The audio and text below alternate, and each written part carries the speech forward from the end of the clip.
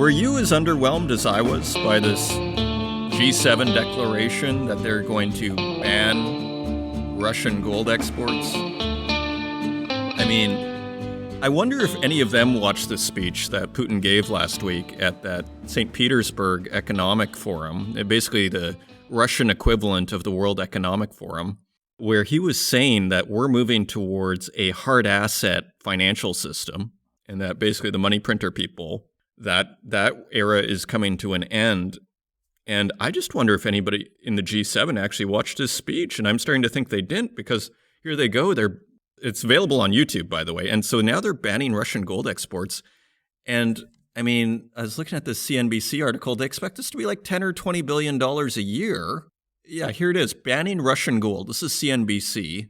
The restrictions on Russian exports of gold is worth about $15 billion a year to Moscow. Creon Butler, Director of Economy and Finance Program at Chatham House, told CNBC, quote, "That's potentially quite significant," he said, but highlighted that's not something that will necessarily get a buy-in from all the nations in the G7. So they can't even agree on this. Quote, "That illustrates the problem. There are a number of concrete things they can do, but whether they can pull off a unified G7 approach, let alone bringing in other countries, I think this is going to be a challenge." So G7 finding it hard to unify on banning gold exports. I don't know what they're doing, to be honest. I mean, I'm still befuddled by this whole thing. And then the foreign ministers at the G7, I mean, it was really interesting. I highly recommend you look at the BRICS Summit Declaration, the communique that came out. And these are like rival conferences. We had the BRICS Summit was, I believe, June 23rd and 24th. And the G7 is finishing up today. It was June 26th to 28th. So rival, again, from a narrative perspective, we see this division in the world happening. And what's a little wild about it from a Western perspective is the West is increasingly isolated. It's just the West. And they put out, they put out their own kind of Belt and Road Initiative, $600 billion coming from who knows where, to fund initiatives to increase trade with the, so-called Global South. China has been talking about this Belt and Road Initiative for years. And now with their back against the wall and they see the world fragmenting, now the West decides to make a move and, build some trade networks. And I'm sure it's not like there wasn't trade networks before, but now that it's in the West's interest to do it, all of a sudden, okay, we're going to spend $600 billion. Again, I don't know where the money comes from. I guess all G7 contribute. Now, another thing about this gold export thing, it's just kind of in the news, and to me, again, it's just kind of symbolic of what's going on right now. I mean, so they hope that there's going to be a $10 to $20 billion hit to Russia. Meanwhile, their trade surplus is at records. Like I just did a search on, Russia trade surplus, and it's like The Economist from May. So this is like a month ago. Russia is on track for a record trade surplus. Bloomberg in April, Russia export windfall catapults key trade barometer to record. Current account surplus is biggest in decades thanks to exports. And they're set for a $300 billion in just energy exports this year. So does $10 to $20 billion even move the needle? And they're probably happy to keep their gold. They're probably all the better that they don't get our gold. Another own goal by the West is probably how they're thinking about it. And finally, just on this, I was looking at the communique, because that's what we do at the Northern Miner podcast. I was looking at the BRICS communique. And by the way, Argentina and Iran, right after the conference, want to apply to the BRICS. So things are happening fast here in historic times. I was looking at the communique. It's 75 points. Probably takes you 20 minutes to read. I just sort of grazed it. But I did a search. The United States was only mentioned once halfway through in regard to nuclear proliferation. And basically, we want to reduce nuclear proliferation. Europe wasn't mentioned once. I did a search on the word France. Nothing. So to wrap this all up here, what I see happening is the BRICS, they're just doing their own thing. They're just going, between Russia and China and Brazil and India, we don't need the West.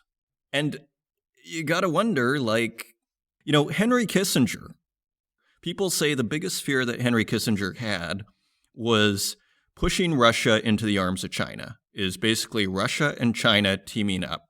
And now we have it. Like, I don't know if you saw those pictures that came out, Putin giving a big cheers at the BRICS summit, and then Xi, I've never seen authoritarians look so happy, honestly, and that spoke volumes. And then you look at the G7 foreign ministers communique, G7 foreign ministers meeting, chair's statement, and it's all about Russia.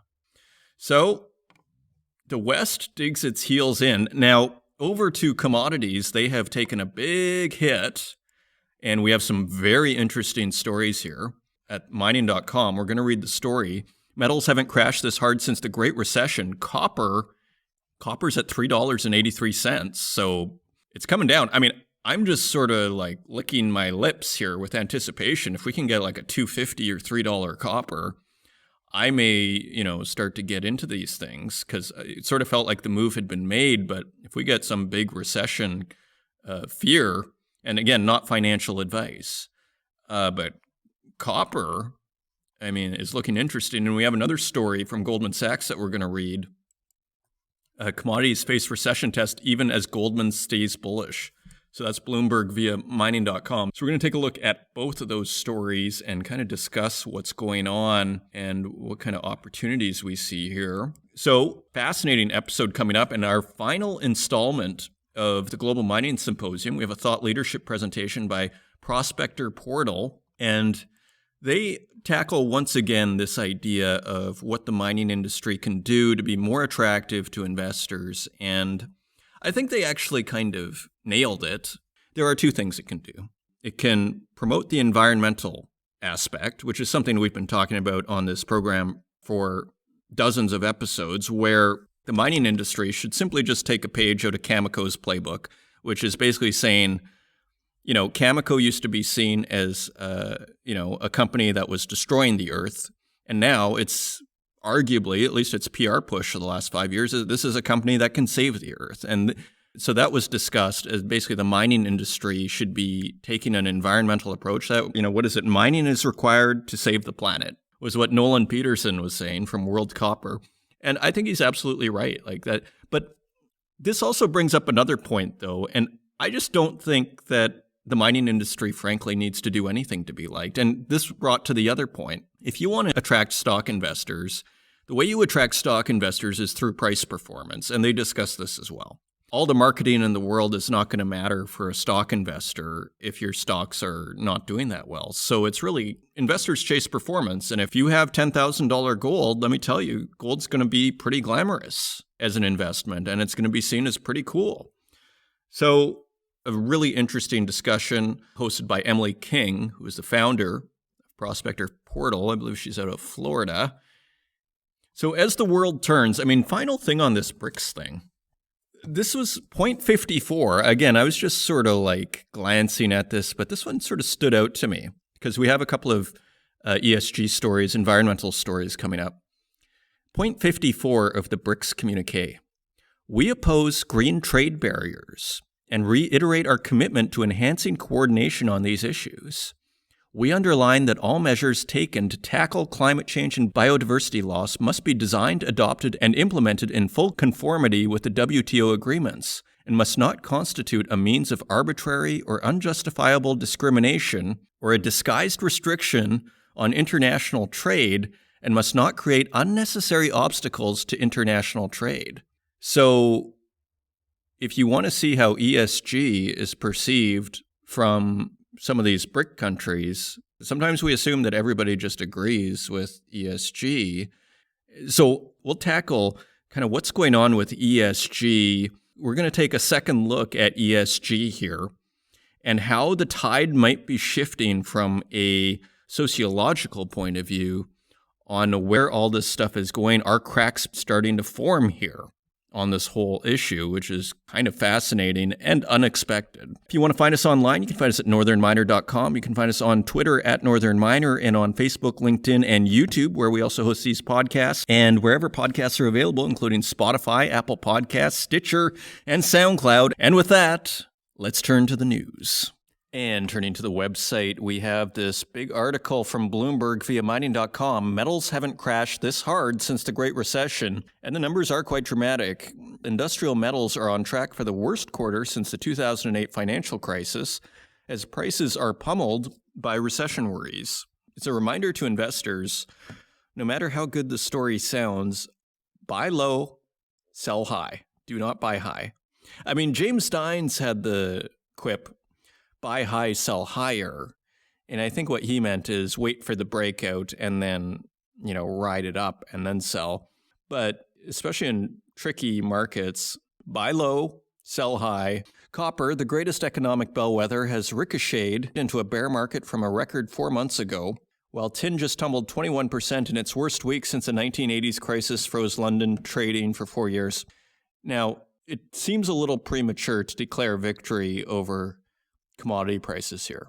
For a metal like copper, its uses in everything from heavy industrial machinery to advanced electronics mean the market is tightly linked to economic shifts. And the retreat marks a signal from commodity markets that efforts to get prices back under control are having some early successes. The mood in metals has soured even as Chinese COVID-19 lockdowns start to ease, and there are signs that traders there are betting copper prices will fall further. Quote, even if China recovers in the second half, it won't be able to single-handedly boost prices back to new highs. That age has gone, says Amelia Zhao Fu, head of commodity strategy at BOCI Global Commodities in London. Quote, if other major economies are heading towards a recession, China won't be growing at exceptional rates either. Fair point. Chinese manufacturing activity is already shrinking, and S&P Global gauges on Thursday showed European manufacturing output contracting for the first time in 2 years, while U.S. output hit a 23-month low. Even so, the magnitude of the accelerating sell-off, it is getting a little exaggerated, the language here. Yes, things are bad, but it's also had quite a run. We are not seeing the lows that we saw 2 years ago. Even so, the magnitude of the accelerating sell-off in copper and other industrial metals suggests that investors are betting on much steeper declines in demand in the coming weeks. Okay, fair enough, in the coming weeks, but where do you think it's going to be a year from now? Copper hit a 16-month low of $8,122.50 a ton on the London Metal Exchange on Friday, with an 11% drop so far in June, putting it on course for one of the biggest monthly losses of the past 30 years. Metals from aluminum to zinc have also plunged, and the Bloomberg Industrial Metals Spot Subindex is down 26% this quarter, headed for the biggest drop since the end of 2008. Tin has more than halved from its March peak. Just turning to our metal prices here, because this article is kind of like jumping up and down saying, this is the biggest drop ever, and it's all going down further. Just for context here, 2.5 years ago, tin was at $6.88, okay, $6.51, and today it's at $11.36 after a, 50% sell-off. So if you zoom out, tin is not doing bad if you bought 2.5 years ago. So just to put it in context, because this article, the language in this article, to me, for a Bloomberg article, they're not being objective enough in their language, is sort of my little criticism here. They're kind of jumping up and down. And here it continues. Metals have been harder hit than any other commodities, like crops and energy, where supplies and trade have been more forcefully affected by Russia's invasion of Ukraine. The Bloomberg Energy Spot Subindex is up 10% since the end of March, while a corresponding agricultural index fell 9.7%. So energy is up 10%. Yet copper and several other metal markets are still facing some of the tightest supply conditions ever. Well, okay, a little bit of balance here. With inventories dwindling globally and a little sign of significant new supply, even staunch copper bulls like Goldman Sachs had warned that demand destruction may be necessary to help ease the strain. The rout in industrial metals started earlier this month after the Federal Reserve hiked interest rates by 75 basis points and warned that its effort to bring rampant inflation back under control risks sparking a recession. But the sell-off accelerated last week, even as investors in other markets start to price in an earlier end to the Fed's rate hike cycle. And there's a quote from Fu. Some of the so-called tourists have decided they want to get out for the time being, and from a trading perspective, that makes sense. But fundamentally, these markets are still very tight. Well, exactly. Markets go up and down, and commodity markets do have a reputation for being more volatile than even stocks. We have a follow-up article from Bloomberg News via mining.com. Commodities face recession test, even as Goldman stays bullish. So it's kind of like part 2 here. And this is from June 27th, so yesterday. Commodities are hitting powerful headwinds after a first half dominated by the supply turmoil and inflationary shocks unleashed by Russia's attack on Ukraine. Below, What to Watch looks at what the second half holds for raw materials from natural gas and crude to grains, gold, iron ore, and lithium. Across markets, there's growing talk that high prices for raw materials will be cured only by recessions in the second half. Oil has sunk towards $100 a barrel, metals are poised for a deep quarterly slump, and there's a cool-off in crops. But the bearish view will be tested. Goldman Sachs Group, among the more bullish commodity watchers, just said that prices haven't yet topped out. That's even with Bloomberg's index of spot commodities down 13% from a record. Quote, "We agree that when the economy is in a recession for long enough, commodity demand falls and hence prices fall." Analysts including Jeffrey Curry wrote in a note, and they continue, "Yet we are not yet at that state with economic growth and end-user demand simply slowing, not falling outright." So the commodities thesis is being questioned right now, and Jeffrey Curry is out there saying, hold your horses, this ain't over yet. Continuing on, we have Germany's economy minister saying last week, quote, "Even if we don't feel it yet, we are in a gas crisis." The article continues, Russia's squeeze on flows to Europe risks a historic global shortage and higher prices still, with peak demand looming this winter. Consumer nations are preparing to run economies without the fuel, and competition for liquefied natural gas between Europe and Asia will intensify, all the more so if a key U.S. export plant stays shut. Expensive gas will increase power bills for households and businesses, and a full-blown crisis would shut industries from chemicals to fertilizers, fanning the flames of global inflation. And just scrolling down, is the food crisis past its worst? There's growing talk that grains and cooking oil prices have peaked, and maybe global food costs have too. Well, let's hope so, but I'm not getting too optimistic as these guys are. More supply is on the way, with winter wheat harvest getting underway in the northern hemisphere, and spring wheat, corn, and soybeans following later. The focus then turns to production in Australia, Brazil, and Argentina. Barring weather woes, output could rise as farmers plant more in response to elevated prices. Well, maybe the markets work. Fingers crossed. Global stockpiles will remain crimped in the coming season, and millions of tons of grain are stuck in Ukraine, but they may not get substantially tighter. Some Ukrainian cargoes are reaching Europe, while Russia is heading for a bumper crop. Palm oil, the world's most consumed edible oil, just slumped to its lowest level this year, as top producer Indonesia ramps up exports, while wheat, corn, and soybeans have tumbled from their highs. Global food costs have already fallen from their all-time peak in March, and more declines could follow. It's pretty amazing that, the Fed raising interest rates like 0.75%. I mean, it's tempting. I mean, maybe it has nothing to do with that, but it's tempting to attribute that cause. And just to look at oil, finally, refined products from gasoline to diesel are the oil market's hotspots right now, and the big question for the second half is whether demand can be sustained amid rocketing prices.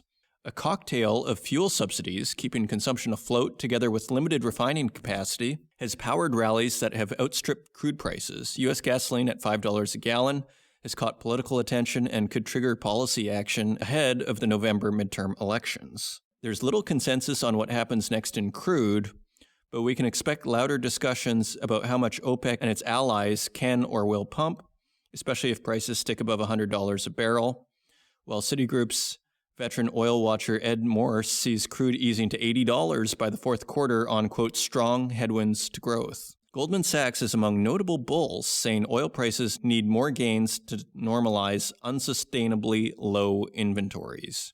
So people were getting very bullish, and there's more. They have more on batteries there, and we'll just take a look at gold here since we went in depth in the intro. After spiking to a record after Russia's invasion, gold is close to where it started this year, and consensus forecasts for the fourth quarter put prices just a smidgen above where they are now. If that looks a bit boring, remember that powerful forces keeping the precious metal in check speak directly to the dynamics shaping wider commodity markets. Certainly, gold faces some intimidating headwinds, outsized interest rate hikes from the Fed and other central banks, a strong dollar, and struggling physical demand in top consumer China. You know, Gareth Soloway made a point recently, the technical trader who you see all over YouTube, who we've interviewed on this program. He mentioned that, you know what, gold is one of the best performing assets of the year, and it's doing what it's supposed to be doing. It's incredible that it's held its price within the context of a stronger dollar and higher interest rate. And turning to our next story, the Mining Association of Canada has taken a poll, and it shows that public support is at an all-time high for Canadian miners. Let's take a closer look. This is by Marilyn Scales and is available on northernminer.com. The Mining Association of Canada released a new national poll that for the first time finds high levels of support for Canadian mining. For the first time, the shift indicated increased understanding of the role Canada's mining industry must play in producing the green technologies essential to a low-carbon future. For the past 12 years, MAC has worked with Abacus data to assess public opinion on Canada's mining sector. This year, support is at an all-time high, with 80% reporting that they have a positive feeling about miners in Canada, and 78% saying they have a positive feeling about Canadian mining companies. Other highlights include 84% give mining companies in Canada a good or acceptable performance in contributing to new materials for use in greener and cleaner technologies. 83% say they would like to see more mining projects in Canada, provided they have a plan to reduce GHG emissions. 81% say Canada should remain in the oil business, provided our barrels are produced by companies that achieve a net zero emissions target. So 19%, even with zero emissions target achieved, still 19% would say we don't want oil. Now, call me skeptical on the reasons. Like, I would like to see the questions for this survey. But it seems like everything is being kind of framed, and maybe it's the case that the public has understood that mining can actually help from an environmental perspective. But my take is everybody is paying through the nose for their gas, and their costs are going up like crazy. And it was kind of like our earlier episode where we were saying, drill, baby, drill. I think people just are like, you know what, we think the oil companies are doing a good enough job. We think they've been under a lot of, scrutiny and pressure. Just drill, baby, drill. That's what I see going on here. I don't think it's necessarily some big enlightenment. Maybe it's a combination of the two. Continuing on, 80% say we need a strong mining sector for Canada's economy to be healthy over the long term. 80% give Canadian mining companies good or acceptable ratings when it comes to the way they operate in other jurisdictions. 79% give mining companies operating in Canada a good or acceptable performance in their efforts to reduce environmental impact. I mean, it's a little suspect too. I mean, not to give these guys a hard time, but all of the rates are between 78 and 83%. We had 1, 2, 3, 4, 5, 6, 7, 8 questions, and they were all within that 4% span. This is interesting, and it's outside of this range. Upon learning about Canada's leadership in sustainable mining via the Towards Sustainable Mining Standard, 88% believe it is a good idea for government to support Canadian companies that adhere to such standards in their effort to win in export markets and to attract investment to Canada. So we have a quote from Pierre Graton, MAC President and CEO. This year's polling data clearly shows that Canadians are becoming increasingly aware of the fact that the minerals and metals industry is a key partner in accomplishing our goals of a greener future. As one of the lowest carbon intensity producers of mineral and metal products in the world, there is no doubt that Canada fulfills that need for mined materials better than most competing mining jurisdictions, and we are pleased to see this recognition by the public at large. Yeah, I don't know. It seems to me, I would like to see the questions. I mean, maybe it's through the poll that people are becoming educated that, it's not so bad. Like, I want to see the questions. Quote, Canadians care about climate action and decarbonization and expect progress, end quote, said Bruce Anderson, chairman of Abacus Data. This year's numbers reveal two important trends. First, Canadians are seeing economic opportunities in the mining sector when it comes to the future of uses of sustainably produced minerals and metals. And second, that they observe Canadian mining companies moving in a good direction across a range of priorities, from environmental stewardship to emission reductions to Indigenous relations. So I think that's exactly right. Number one is economics on this. I don't think, I could be wrong, but that's just my take. And I think, put it this way, I think Bruce Anderson hit the nail on the head here. This is about economics. And by the way, we're glad that there's good progress on the environment, emissions reductions, and Indigenous relations. That's my take on it. I think with the oil energy crisis, they got an education through their credit cards that energy matters and that, mining and oil drilling matters. Final story. EU strengthens position against deep-sea mining, and we're running short on time here, but I did want to touch this. Valentina Ruiz-Leotold, just a few days ahead of the second UN Ocean Conference taking place in Lisbon from June 27th to July 1st, the European Commission issued a communiqué that, among other things, strengthens the bloc's position against deep-sea mining. The idea of banning mineral extraction in the exclusive economic zones of EU countries was one of the many items on the EU agenda on international ocean governance, which is to be presented in Portugal by Joseph Borrell, High Representative of the European Union for Foreign Affairs and Security Policy, and Virginia Sinkevicius, Commissioner for the Environment, Ocean and Fisheries. When you see these titles of the EU, it sounds more and more like a monarchy to editorialize. The High Representative of the European Union, So the document starts by acknowledging exacerbated impact of climate change and the dangerous decline of biodiversity affecting the global ocean, and sets the EU's commitment to, quote, protect the seabed by prohibiting deep-sea mining, which destroys the seabed, and regulating where necessary the use of fishing gear that are most harmful to biodiversity. The new agenda is considered an important part of the European Green Deal, and it also builds on previous calls issued by the group to prohibit deep-sea mining until scientific gaps are properly filled, and it is possible to ensure that the extraction of gold, copper, or rare earths from the seabed has no harmful effects on marine ecosystems. I don't know. We interviewed Gerard Barron of Deep Green Metals. Now, I looked them up. They have a different name now. They're called the Metals Company. Maybe Deep Green was too controversial and probably just attracted protesters. But I was looking on their website.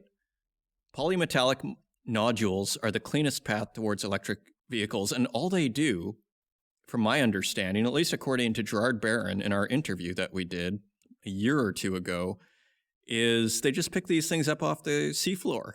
It sounds like one of the cleanest ways to get metal, and it sounds like there's a ton of these things. Now, yeah, you do have to be careful, but these guys are just outright banning it from the sounds of it, or want to. So I just wanted to touch on that just so that we're all aware of what's going on here. So those are your news stories. Now let's take a look at metal prices.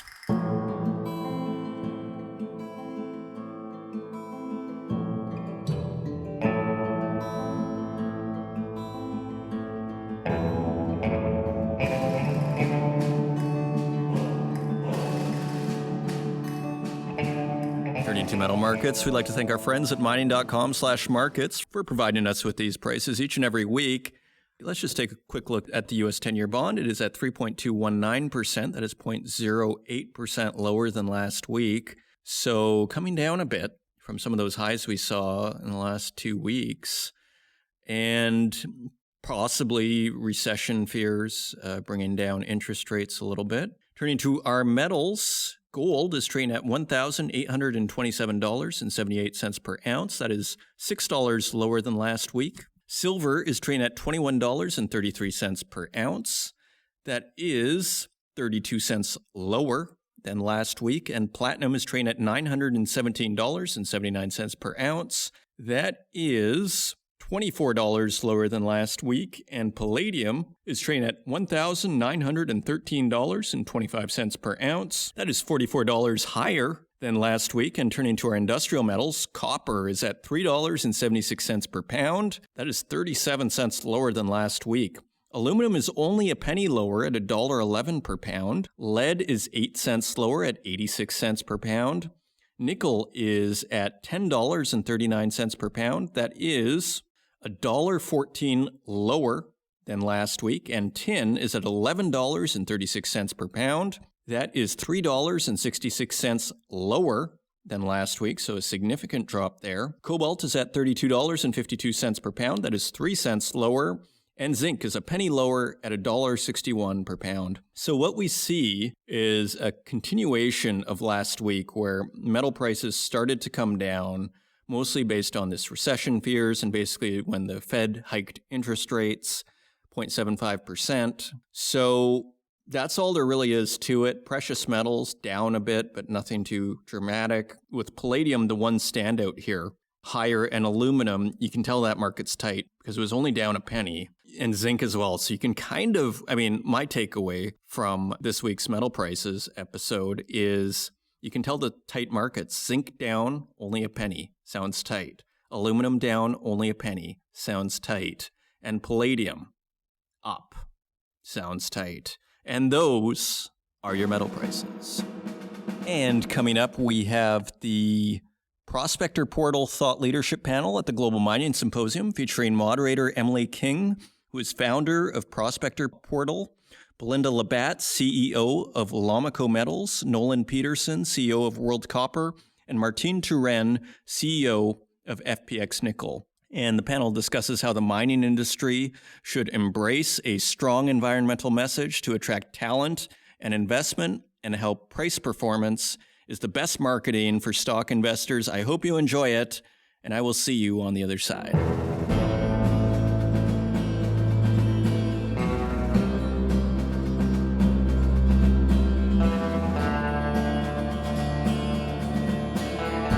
Excited to kick off this conversation. Today on the panel, we'll have Martin, Nolan, and Belinda, and really hope that this really turns into a conversation. One of the reasons why we propose this topic, I think everybody in the industry understands that all of the minerals that we mine are so critical to the electrification of the world and the conversion to a low carbon economy. And one of the things that we're really excited about at Prospector and focus on a lot is how can we encourage non-traditional mining investors to come into the space, right? And to make that specific, I always talk to my team at Prospector, how can we communicate data about companies and minerals and the industry as a whole to convert a Tesla investor to a mining investor? Because I don't know about you all, but when I talk to folks sometimes who are non-traditional, so maybe millennial investors, family offices, other institutions like car companies, right? Why don't you invest in the mining sector? The number one answer I get is, well, I don't understand geology or I don't know anything about mining. I tend to respond, well, do you really know how an electric vehicle battery works? Because that doesn't really stop you from buying stock in Tesla, right? So clearly there's some stuff going on in the industry in terms of where people are interested in the technology that's hitting the road, for example, the electric vehicle cars, but they're not understanding how critical our industry is to producing those metals and minerals. And how can we start to bridge that gap and convert those investors? So I thought we would jump right in and open it up to the three of you. You know, are you starting to see Tesla investors, for lack of a better phrase, or EV investors start to take a look at your company and your space?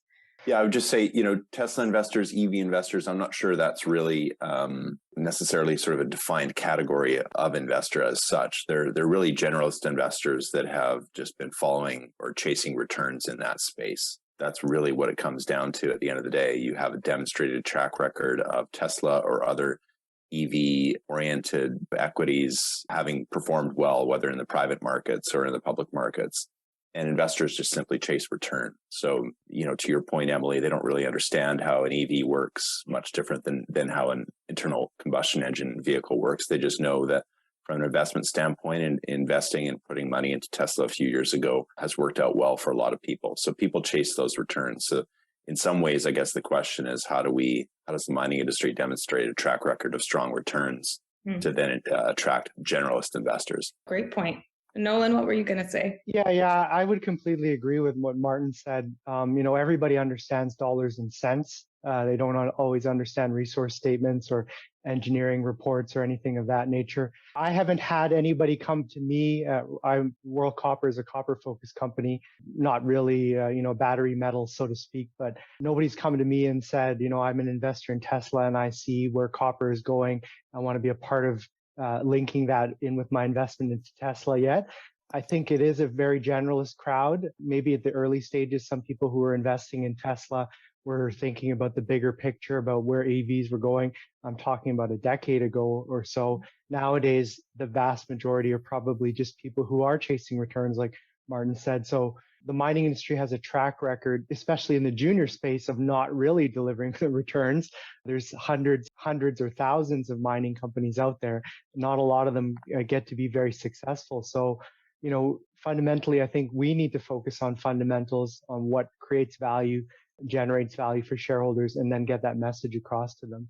What do you think, Belinda? I have not had any of those investors that would be interested in a Tesla stock coming to us. But what I think is interesting, well, there's two things. First of all, we're not a cash flowing enterprise. So what's appealing, as Martin pointed out, is the chasing returns based on these cash flow multiples and the expansion of that multiple. The more that you're in the EV space, you can see 30, 40 time multiples on your EBITDA as opposed to mining, which is much less, right? 7 times or less, or not producing, you don't have the multiple at all. So there is that piece that's in the way. But I think what I'm finding, and I've thought about this a lot as somebody who's moved from precious metals into the critical minerals space, is when I'm just out and about talking to people in the coffee shop, they know what a Tesla is, they know what an electric vehicle should do, but critical minerals, less so, particularly since there's over 30 of them. So what the function is of each one of those in their daily lives, people are generally still unaware. So, it goes a little bit further to, I think, where the conversation is going to go to, but it's really, I think, changing the language, the vernacular around how we talk about our business to being critical minerals, to being new energy, as opposed to mining, in my view. I also think that, as you said, Belinda, that it's what people are focused on and what they see. And I think that people take raw resources for granted. If they're not buying it on a store shelf or seeing the price go up in their hands, they see it from the different products and they think, oh, the car companies are making a boatload of money or whatnot, but they're not seeing that that's because the critical minerals that are feeding into that are becoming harder and harder to find.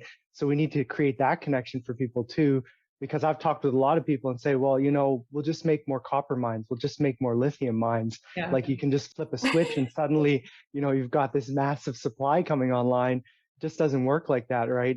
Maybe things like iron or aluminum, which are much more abundant, but copper is getting into the realm of being tighter supply, as certainly like lithium or other minerals as well. I think that goes to something else that we've probably all seen, which is we do a great job of talking to each other inside the industry, and a little bit of an echo chamber there. Like we all know how important this is, but how we communicate outside of our industry can sometimes be really overwhelming, filled with jargon, and maybe really intimidating to people just at a basic education, as you were saying, Nolan, about how long does it take to find and build and bring into production a copper project, right? And how many copper exploration projects out there will actually turn into a mine? Like those are kind of basic things or relatively basic things about the industry that I agree there's really lack of awareness. And partly, I think, because of how our industry talks about geology and mining and the financing of mines and the building of mines, right? I think we need to figure out a different way to communicate out of the bubble a little bit. Maybe I'll address that. I love the people I work with who are technicians, who are professionals in their field, engineers and geologists. I am now not one of those. And I think part of it is, changing the message, but also the messenger. And the way that I communicate, or the way that I like to communicate about what I'm doing, is on the level where somebody who is not from the industry will understand the fundamentals, will understand the risks and the opportunities from a generalist level. So I think it's great opportunity to bring more non-technical people into the critical minerals business and into new energy, so that we can change the conversation to be around the level of what this mineral does in our daily lives, its uses, its functions, and how long it takes to get out of the ground, all of the things that we worry about, the metallurgy, the processing. But I think, to answer your question there, I think the messenger and who is delivering that message to the public, let's all consider, maybe that can also be refreshed. Yeah. And I wonder, Martin, do you have any thoughts on that in line with what you were speaking about with the return focus, clearly with a generalist investor, of how that might be maybe better shaped in the industry or things we can improve on to attract those folks? Yeah, a couple things. I would say that, first of all, I think the diversified major companies have a huge role to play. I do think that they underspend on sort of public outreach, on just simple things like advertising, marketing, and advocacy from a policy standpoint. I would suggest they can do a better job, and it would actually serve their interests to expand their expenditures in that realm. Even fairly simple things like I live in Vancouver, and Tech Resources has had a fairly extensive program of advertising over the last year and a half during the pandemic, talking to people about the properties of copper and the way in which it can be used in public transport and on various high touch surfaces to reduce the spread of viruses and that sort of thing. And that's a compelling way to kind of link people's understanding of the importance of copper to our health and safety and to the broader economy and society. And so initiatives like that, I think I would applaud and would encourage other larger companies who frankly have the budgets that the junior companies don't have to spend in that way. With respect to, again, back to the point of sort of attracting generalist investors or EV investors or however we want to characterize them, I have found certainly over the last 6 to 12 months, there's a tremendous tailwind in being able to tell the story with that as the backdrop, to tell the value story of why potentially investing in junior mining is a smart thing for investors or speculators to be looking at.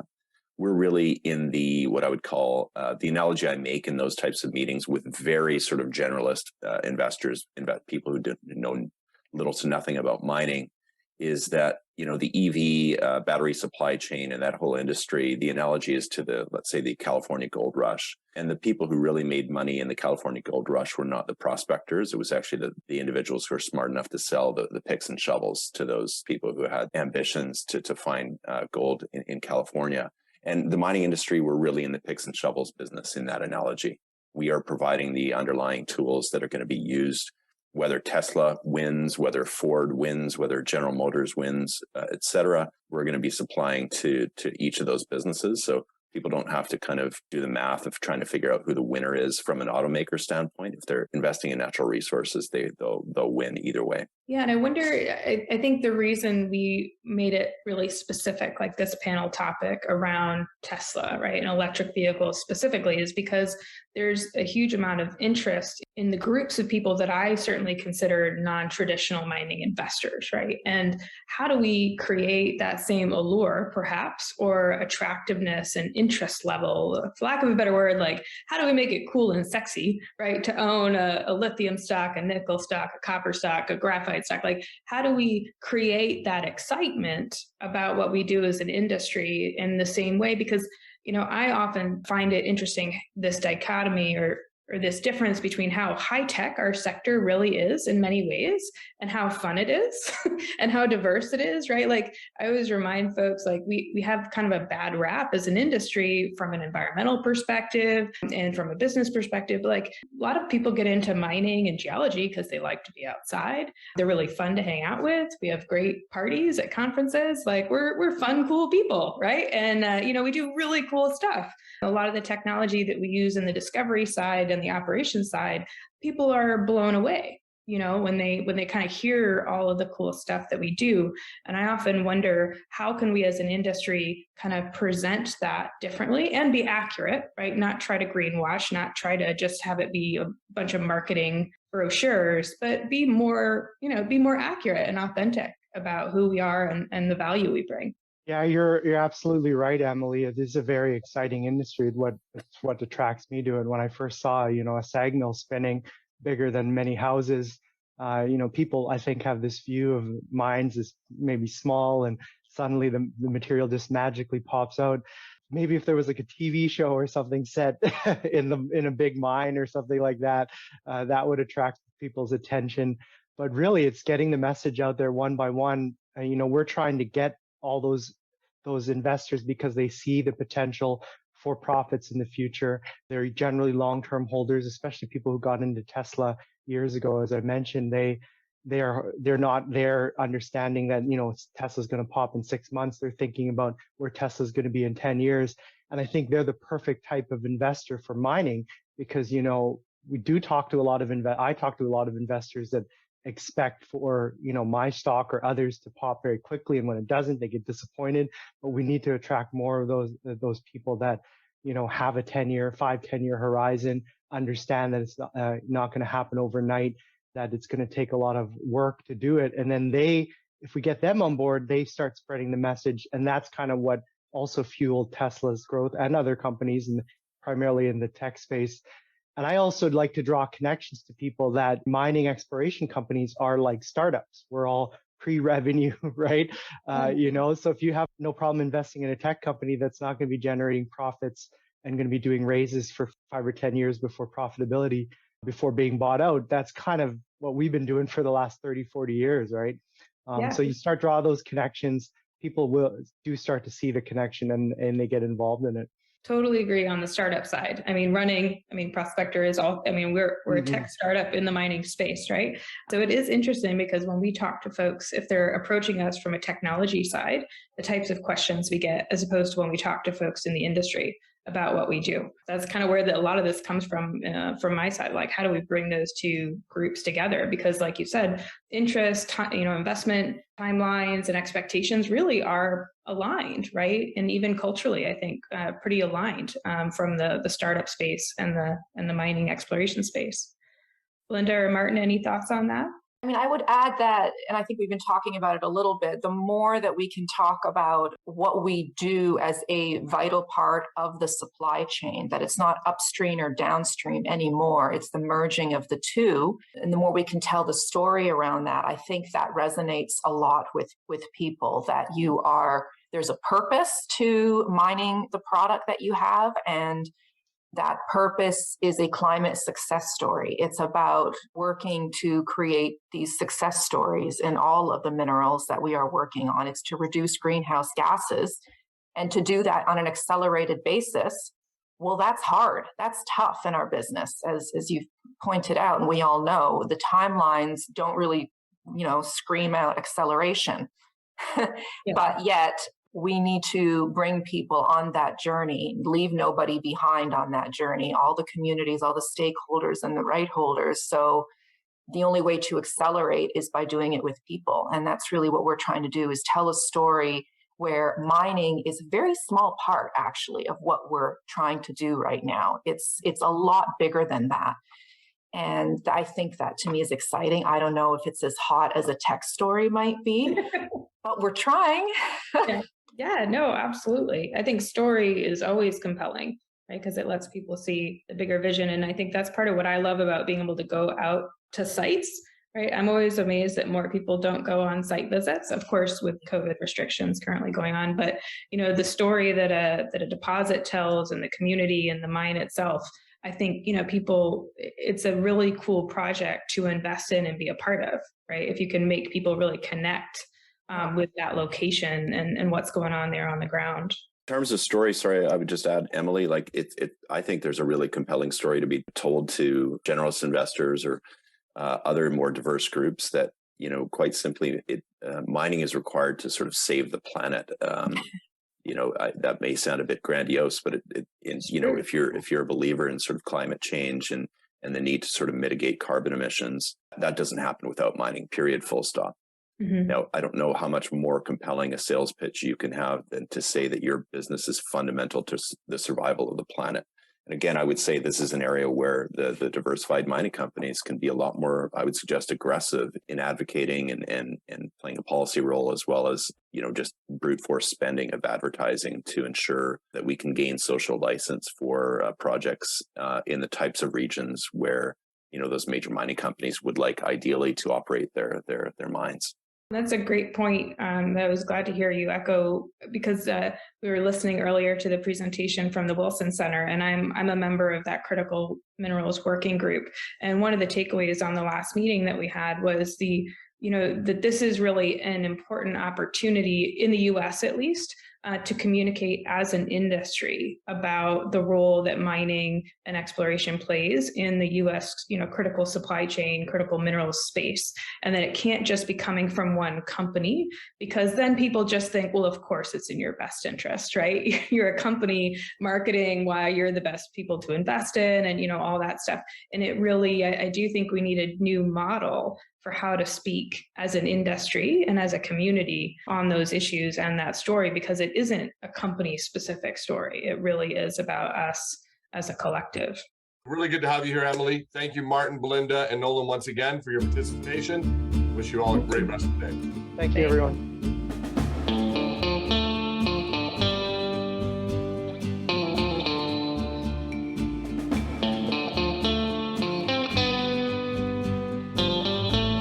And there you have it, another episode of the Northern Miner Podcast that concludes our Global Mining Symposium coverage. And I am going to see if I can get Jeffrey Christian on the line for next week. Hopefully he's not on vacation, to see what he thinks about this whole gold situation, where we are. Is it performing well? Is it not performing well? What about the Russian gold? All that stuff. I hope you enjoyed this episode. Thank you once again for listening. If you want to help out the podcast, leave us a review in the Apple Podcast directory. Share it with your friends. And until next week, take care.